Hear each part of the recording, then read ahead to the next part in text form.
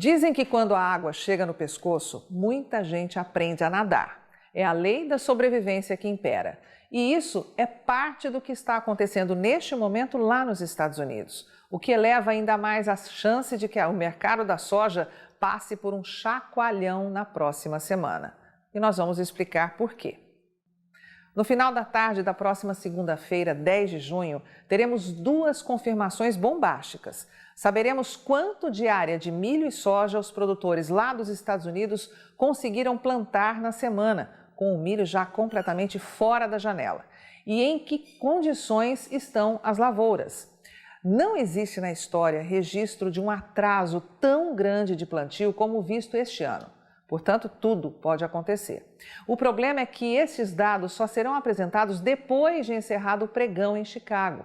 Os investidores terão que se posicionar com antecedência, pois em seguida terão que encarar um outro relatório bombástico, o de oferta e demanda, publicado mensalmente pelo USDA, Departamento de Agricultura dos Estados Unidos, e que especialmente este ano pode mexer com a estrutura desse mercado.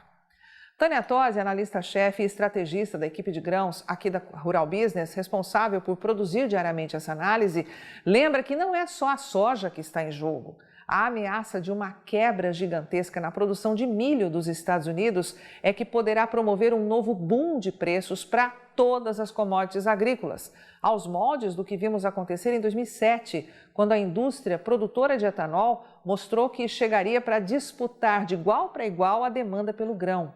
E também como o que ocorreu em 2012, quando a seca fez cerca de 100 milhões de toneladas de milho esturricarem nos campos americanos. A Rural Business acredita que os números de segunda serão tremendamente altistas. E para terça, o único temor é que o USDA faça cara de paisagem e mantenha inalterada a sua expectativa de produção, tanto para a soja quanto para o milho dos Estados Unidos. Certamente isso seria um tremendo absurdo, já que os problemas de clima se arrastam desde meados de março. Não estão acontecendo agora. Mas qualquer profissional desse mercado sabe bem, ou deveria saber, que quando os números são do governo, duvide sempre e espere por qualquer coisa. Outra informação tremendamente negativa poderia vir dos estoques de soja dos Estados Unidos, que mesmo já previstos em níveis recordes, poderiam ser mais uma vez elevados pelo USDA, em decorrência direta da nova redução nas exportações. Mas, pelo menos para essa temporada 2018-19, a estrategista Tânia Tosi analisou as últimas informações sobre o assunto, apresentadas nesta quinta-feira, e não acredita que isso possa acontecer. Veja. O USDA confirmou que os exportadores que operam nos Estados Unidos já venderam 46 milhões e 700 mil toneladas de soja ao exterior, como demonstrado lá em cima no gráfico.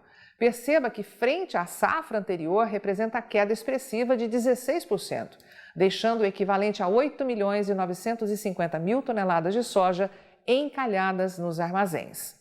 Mas se analisar de maneira estratégica, essa diferença ainda é pequena. Primeiro porque este volume representa só 1 milhão e 600 mil toneladas a menos que o projetado pelo USDA para toda a temporada, que só vai terminar no final de agosto, ou seja, daqui a 3 meses. Então haverá tempo de sobra para a meta ser cumprida. E segundo é que com a pendenga com a China, deveria ter afastado um cliente responsável por 60% das exportações do país. Então, que milagre os Estados Unidos estão fazendo? Bem, há dois importantes fatos a serem observados. O primeiro é que, como te alertou inúmeras vezes a analista e estrategista Tânia Tosi, a China vinha comprando soja na moita dos Estados Unidos por meio de suas estatais, se dizendo disposta a fechar um acordo e colocar um fim na guerra comercial. Tudo conversinha fiada.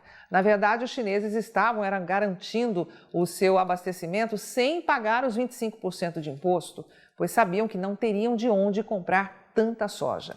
Prova disso é que a pendenga acirrou e o país não cancelou nada de compra. Está bem quietinho.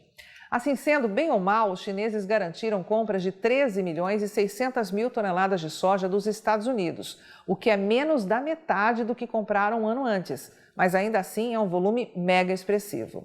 Além disso, lembra do ditado que te falamos logo no início dessa análise, que quando a água chega no pescoço, muitos aprendem a nadar? Pois é, numa investigação exclusiva, a equipe de grãos da Rural Business descobriu que 38 países estão comprando muito mais soja dos Estados Unidos nessa temporada do que compraram um ano atrás. E os destaques são a Argentina, que por conta da perda de produção precisou buscar muita soja no exterior entre 2018 e o início de 2019, Espanha, Canadá, Egito e Itália. Todos com aquisições entre 500 mil e 2 milhões de toneladas a mais, o que é coisa pra caramba. Hoje, a lista de maiores compradores da soja americana fica assim. Lá em cima, a China, ainda com 29% do mercado.